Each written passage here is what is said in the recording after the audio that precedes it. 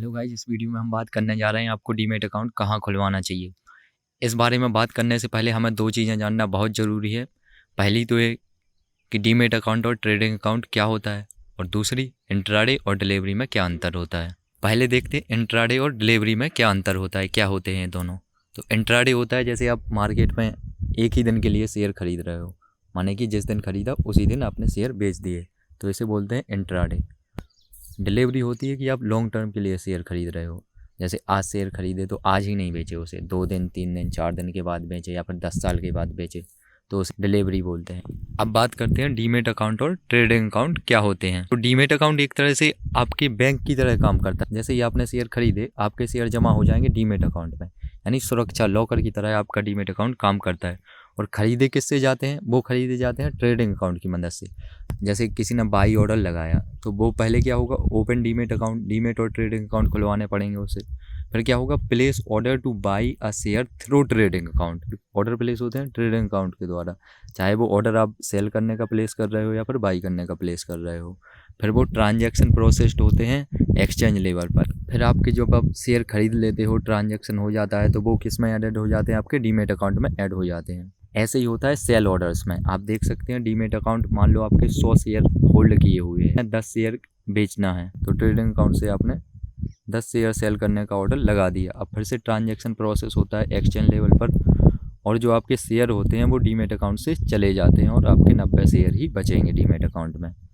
हमें कहाँ demat account खुलवाना चाहिए, वो सब हम इन पॉइंट्स को मद्देनज़र रखते हुए डिस्कस करेंगे। जैसे पहला सिक्योरिटी हो गया, फिर चार्जेस कितने लगते हैं वो, फिर देखेंगे कुछ आपके इंपॉर्टेंट क्वेश्चन रिगार्डिंग डीमैट और ट्रेडिंग अकाउंट के, फिर देखेंगे फीचर्स क्या क्या होना चाहिए आपके जो, फिर देखेंगे मैं पर्सनली कौन सा यूज करता हूँ, हमारे और लोग क्या यूज करते हैं, वो भी आपको हम बताएंगे। सबसे पहले हम बात करते हैं सिक्योरिटी के बारे में। तो कहने को तो सभी सारे के सारे सेबी से रजिस्टर्ड होते हैं, लेकिन इनमें भी सिक्योरिटी का इशू रहता है। जैसे कि मान लो कोई छोटा ब्रोकरेज है, तो वो कब बैंकरप्ट हो जाएगा आपको नहीं पता होता, वो कैसे बिजनेस कर रहा होता है। जैसे छोटे ब्रोकर प्रचार करते रहते हैं हम फ्री में अकाउंट खोल रहे हैं और आपको क्रेडिट भी मिलेगा कुछ, तो इन सब के जहाँ से में ना आए, बड़े ब्रोकर्स के पास अकाउंट खोलें, जैसे जीरोधा, अपस्टॉक, एंजल ब्रोकिंग, इन सब में अकाउंट खोलें। तो इसके बाद हम बात करते हैं चार्जेज के बारे में। देखो, चार्जेज दो तरह के होते हैं, एक तो रिकरिंग चार्जेज और एक जो एक ही बार लगते हैं। रिकरिंग चार्जेज का मतलब बार बार लगते हैं जब भी आप ट्रांजेक्शन करोगे तब। तो जैसे एक ही बार लगने वाले चार्जेज होते हैं अकाउंट ओपनिंग चार्ज। तो हर जगह अकाउंट ओपनिंग चार्ज अलग अलग होता है। जैसे जीरोधा में 300 रुपये अकाउंट ओपनिंग चार्ज लगता है, और अन्य जगह देखें तो अलग अलग अकाउंट ओपनिंग चार्ज लगते हैं। एक होता है एनुअल मेंटेनेंस कॉस्ट, वो हर साल लगता है। अब हम बात करते हैं जो रिकरिंग चार्जेज होते हैं, जैसे आप ट्रांजैक्शन कर रहे हो, यानी शेयर बाई कर रहे हो, सेल कर रहे हो, तो कौन कौन से चार्जेज लगते हैं। जो बार बार लगने वाले चार्जेज हैं वो जानना बहुत ज़रूरी होता है कि कितने तरह के चार्जेज लगते हैं, क्या क्या होता है, कौन सा ब्रोकर कितने चार्जेज लेता है। तो आइए हम देखते हैं चार्जेस कितने तरह के लगते हैं। उसके लिए हम सीधे जीरोधा के ब्रोकरेज कैलकुलेटर के पास जाएंगे। तो आप सीधे गूगल पर टाइप कर सकते हो जीरोधा कैलकुलेटर, वहाँ से आपको मिल जाएगा। तो हम जीरोधा के ब्रोकरेज कैलकुलेटर पर आ गए हैं। यहाँ पर हम एक एग्जाम्पल लेके समझेंगे कि कितने चार्ज लगते हैं और फाइनली हमें कितने का प्रॉफिट होगा। उससे पहले लेकिन हम देख लेते हैं कितने तरह के चार्जेज होते हैं, वो कितने कितने % लगते हैं। तो आप यहाँ पर देख सकते हैं इक्विटी है, करेंसी है एंड कमोडिटी है। तो हम देखेंगे इक्विटी में, इक्विटी यानी कि जो अपन शेयर एक्सचेंज पर खरीदते हैं। तो इंट्राडे इक्विटी होती है और डिलीवरी इक्विटी भी होती है। सबसे पहले हम टैक्स देख लेते हैं कैसे क्या लगते हैं। तो यहाँ नीचे आएंगे और ऑल चार्जेज एक्सप्लेन पर हम देखते हैं। तो यहाँ से देख सकते हैं इक्विटी पर कितने चार्जेस लग रहे हैं। इक्विटी डिलीवरी यहाँ पर दे रखा है और इक्विटी इंट्राडे, हम इन दोनों पर ही फोकस करेंगे। तो सबसे पहले चार्ज देखते हैं ब्रोकरेज चार्ज। आपको ध्यान रखना है, एक है डिलीवरी, ये है इंट्राडे। इक्विटी में 0 रुपये ब्रोकरेज चार्ज लग रहा है, तो इसलिए ये क्या बोलते हैं, अपने आप को जीरो ब्रोकरेज बोलते हैं। क्या होता है, कंपनी अपना अच्छा दिखा के ही मार्केटिंग करती है। जीरो ब्रोकरेज बोलते हैं तो इसका मतलब ये नहीं हो जाता है कि सब कुछ ही इनके यहाँ जीरो चार्जेस लग रहे हैं, बहुत सारे चार्जेस लगते हैं उसके अलावा भी, वो हम देखते हैं। तो इंट्राडे में इनका लगता है कितना ब्रोकरेज चार्ज लगता है, 0.03% या फिर 20 रुपये पर ऑर्डर, जो भी छोटा होगा। अब हम STT और CTT चार्ज देखते हैं। STT होता है सिक्योरिटी ट्रांजैक्शन टैक्स, CTT होता है कमोडिटी ट्रांजैक्शन टैक्स। तो अभी हम कमोडिटी वाला ऑप्शन देख नहीं रहे हैं, जो अपन ने पहले देखा था कि 3 होते हैं, इक्विटी, फ्यूचर ऑप्शन और करेंसी कमोडिटीज़। तो अभी अपन सिक्योरिटी वाला देखेंगे। तो इसमें सिक्योरिटी लगता है इक्विटी डिलीवरी पर 0.1% बाई एंड सेल। बाई और सेल, जब भी आप बाई करोगे तब भी जब आप सेल कर रहे होगे तब भी 0.1% लगेगा, जिस वैल्यू पर आप सेल कर रहे होगे या फिर जिस वैल्यू पर आप खरीद रहे होगे उस पर भी लगेगा। तो दोनों तरफ से, दोनों साइड लग रहा है। और इंट्राडे में ये टैक्स कितना लगता है, STT टैक्स लगता है 0.025%, और वो भी लगता है केवल सेलिंग साइड पर। ट्रांजैक्शन चार्ज आप देख सकते हैं NSE और BSE दोनों जगह पर हमें दे रखे हैं, डिलीवरी हो या फिर इंट्राडे हो, दोनों जगह बराबर हमें ट्रांजैक्शन चार्ज देखने को मिल रहे हैं। GST यहाँ पर देख सकते हैं 18% लगता है। तो 18% किसका 18% लगेगा, वो लगेगा जो आपके ब्रोकरेज चार्ज थे उसमें से भी 18% किसे देना पड़ेगा, अपन को सरकार को देना पड़ेगा GST के तौर पे। और जो ट्रांजैक्शन चार्ज लगा था, वो जितना भी आपका ट्रांजैक्शन चार्ज हुआ, मान लो 20 रुपये हुआ, 30 रुपये हुआ, तो उसका 18% भी हमें GST के तौर पर देना पड़ेगा। तो आप यहाँ पर समझ सकते हैं कि टैक्स पर टैक्स लगा रहे हैं। ऐसे ही सरकारें कमाती हैं। तो एक बुक है, आपको पढ़ना चाहिए, रिच डैड पुअर डैड। बहुत अच्छी बुक है। उसमें ये दे रखा है कि सरकारें कैसे कमाती हैं, कैसे मनी वर्क करता है, और सरकारें कैसे अमीर लोगों को फ़ायदा पहुंचाती हैं। तो वो आपको ज़रूर पढ़ना चाहिए। आप हमारे टेलीग्राम चैनल को ज्वाइन कर सकते हैं, उसकी लिंक आपको डिस्क्रिप्शन में मिल जाएगी। उस पर ऐसा ही हम कंटेंट डालते रहते हैं। शेयर मार्केट से जुड़ी हर एक इन्फॉर्मेशन हम वहाँ पर पोस्ट करते रहते हैं। तो सेबी चार्जेस कितने लगते हैं, अगर आप 1 करोड़ से ज़्यादा का ट्रांजैक्शन कर रहे हैं तो पर करोड़ कितने लगेंगे, 5 रुपये लगने वाले हैं। स्टाम्प चार्जेस की अगर हम बात करें, ये लग रहे हैं यहाँ पर आप देख सकते हैं 0.015% और 1500 रुपये प्रति करोड़ पर बाइंग साइट पर लग रहे हैं। किस में, ये था अपना डिलीवरी वाला। और इंट्राडे में किस पे लग रहे हैं, इंट्राडे में भी बाइंग साइट पर लग रहे हैं। वो कितने हैं, 0.03%। और एक डिलीवरी में एक और चार्ज लगता है DP चार्जेस, तो वो अभी आपको हम बताएंगे। तो यहाँ पर हमने चार्जेस समझ लिए हैं कितने तरह के चार्जेस लगते हैं, और ये लगभग हर ब्रोकर्स के बराबर होते हैं, क्योंकि इसमें ज़्यादातर चार्ज किसके लग रहे होते हैं, गवर्नमेंट के द्वारा लगाए जाते हैं। और ब्रोकर्स की ब्रोकरेज बस अलग अलग होती है। एक हम एग्जाम्पल लेके समझते हैं। हम भाई पहले वाले कैलकुलेटर पर आ गए हैं। हम एक एग्जांपल लेने जा रहे हैं और मानते हैं कि 100 रुपये में एक शेयर ख़रीदा था, 150 उसकी प्राइस हो रही है। अब हम उसे बेचने जा रहे हैं, और ऐसे हमने 100 शेयर ख़रीदे थे। तो हमें प्रॉफिट कितने का होना चाहिए, 100 ख़रीदे थे तो 10,000 के वो हमने ख़रीदे होंगे, और 150 का हो गया, सेलिंग प्राइस कितनी हो जाएगी, 15,000 हो जाएगी। तो हमें 5,000 का प्रॉफिट होना चाहिए। तो लेकिन ऐसा होता नहीं है, वो हम देखेंगे कितने कितने चार्जेस लग के हमें कितना प्रॉफिट अंत में मिलेगा। यहाँ पर हम देख सकते हैं। तो मैंने यहाँ पर इंट्राडे इक्विटी और डिलीवरी इक्विटी दोनों जगह फिल कर दिए हैं। आप देख सकते हैं यहाँ पर बाई किया मैंने 100 रुपये पर, सेल भी किया 150 पे, और ऐसे ही यहाँ पर बाई 100 पर किया था और सेल कर दिया 150 रुपये पर। कितनी क्वांटिटी खरीदी थी, 100 क्वांटिटी मैंने खरीदी थी। तो आप देख सकते हैं पूरी की पूरी बाइंग प्राइस कितनी हो जाएगी, 100 × 100। तो हमने कितने 10,000 रुपये में ख़रीदे थे, कितने में बेच दिए, पूरे के पूरे 15,000 में। तो दोनों मिला के इन्होंने बना रखा है यहाँ पर टर्नओवर। यहाँ पर देख सकते हैं टर्नओवर हो रहा है इनका 25,000। तो देखो ब्रोकरेज चार्ज लग रहे हैं, यहाँ पर अपन को ध्यान देना है कि ये है इंट्राडे वाली लाइन और ये है इक्विटी वाली लाइन। जो कि इंट्राडे में 7.5 रुपये लग रहे हैं और यहाँ पर 0 लग रहे हैं।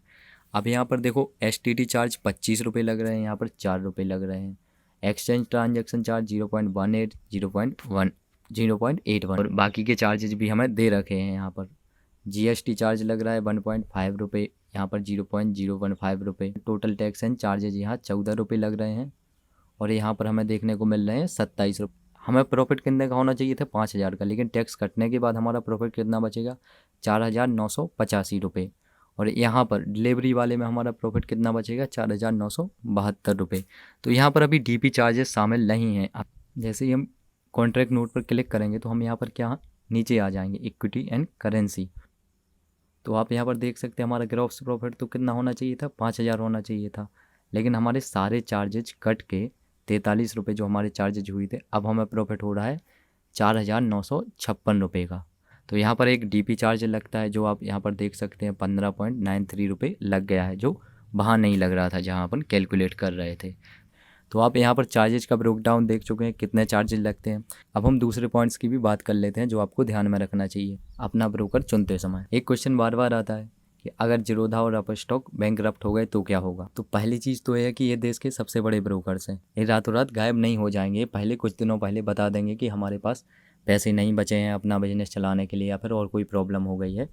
जब भी ये बंद हो रहे होंगे तो आपको 2 प्रॉब्लम आ सकती हैं। एक तो आपको लगेगा कि जो हमारे शेयर थे वो कहाँ जाएंगे। तो जो आपके शेयर होते हैं ना, जो डीमेट अकाउंट होता है, वो डीमेट अकाउंट डिपॉजिटरी के पास होता है, जैसे NSDL है और CDSL। ये आपके डीमेट अकाउंट का रखरखाव करती हैं और एक सरकारी संस्था है। आपका ब्रोकर कहीं भी भाग जाए, आपके जो आपके शेयर हैं और जो आपका डीमेट अकाउंट है वो क्या होगा, सुरक्षित रहेगा। और दूसरी बात आती है ये कि जो आपके पैसे होंगे इनके वॉलेट में, तो वो कहाँ जाएंगे, ट्रेडिंग अकाउंट में। उसके रिगार्डिंग भी रूल है सेबी के, वो भी आपके अगर आप शिकायत करते हैं तो वो आपको मिल जाते हैं। तो ऐसे डरने की कोई बात है नहीं कि ये भाग जाएंगे तो क्या होगा, बशर्ते कि आप बड़े ब्रोकरेज हाउस में अपना अकाउंट खुलवाएं। ख़ास तौर पर जब हम ट्रेडिंग करते हैं तो हमें बहुत अच्छे फीचर्स की आवश्यकता होती है। तो उसमें कुछ फीचर्स होते हैं जैसे clean easy to understand UI हो, यानी कि इनका यूजर इंटरफेस है, जो ऐप है या फिर वेबसाइट है, वो बहुत अच्छा होना चाहिए। और स्पेशल फीचर हो ट्रेडिंग के लिए, जैसे ज़ीरोधा है वो मुझे बहुत पसंद आता है क्योंकि उसमें बहुत सारे हमें फीचर्स मिलते हैं। वो मैं बताता हूँ कौन कौन से फीचर्स हमें उसमें मिलते हैं। सबसे अच्छा लगता है मुझे पाई सॉफ्टवेयर। इसमें क्या होता है, एक ही स्क्रीन पर आप मल्टीपल शेयर्स को ट्रैक कर सकते हैं। जैसे आपकी जो मेन स्क्रीन होती है वो 3-4 पार्ट में डिवाइड हो जाती है। और क्या होता है, जैसे मान लो आपको रिलायंस का शेयर भी ट्रैक करना है, एसबीआई का साथ साथ करना है, एक्सिस बैंक का साथ साथ करना है, और आईसीआईसीआई का भी मान लेते हैं साथ में करना है, तो आपकी स्क्रीन 4 भागों में डिवाइड हो जाएगी और चारों के चारों शेयर आपको दिखाई देंगे आपकी स्क्रीन पर। ये मुझे बहुत अच्छा फीचर लगता है इनका। अगला फीचर मुझे इनका अच्छा लगता है जीटीटी फीचर। जीटीटी फीचर एक ही, जैसे मान लो आपने डाल दिया कोई लिमिट लगा के कि मुझे रिलायंस का शेयर 2200 पर चाहिए। जनरली होता क्या है, आपका 2200 पर अगर आज आ जाएगा तो आपका ऑर्डर प्लेस हो जाएगा, और आज अगर वो 2200 को टच नहीं करेगा तो क्या होगा, आपका ऑर्डर प्लेस नहीं होगा। ये जीटीटी वाला फीचर आप लगा सकते हैं 1 महीने, 2 महीने, 1 साल तक के लिए, कि 1 साल में कभी भी अगर ये 2200 पर आएगा तो मेरा अपने आप क्या हो जाएगा, बाई हो जाएगा, आपको रोज़ ऑर्डर लगाना नहीं पड़ेगा।